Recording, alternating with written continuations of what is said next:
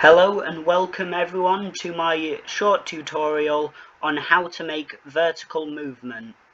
So if you saw the last video, we made it where we can move our sprite over here, left and right.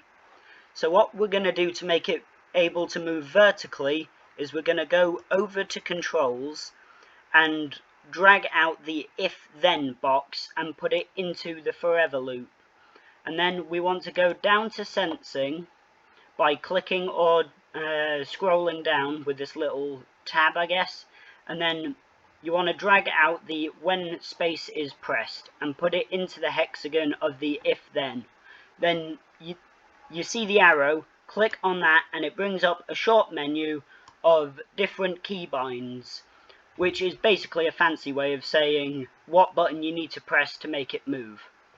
Personally, I like to make it for going up to press W, and then we either scroll up or click on motion, and you want to scroll down until you see change Y by 10.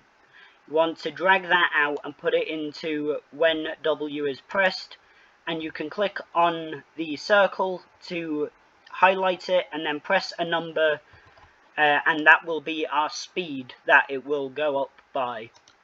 And then you can either duplicate it by right clicking and pressing duplicate, or you can do it the official way by just simply going through the list again and dragging everything out.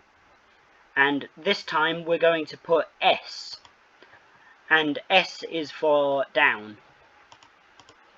And I'm going to scroll up to go onto motion again, and then we want to drag out the Y, put it in our when S is pressed, and then because this is for going down, we need a -5 rather than a normal 5.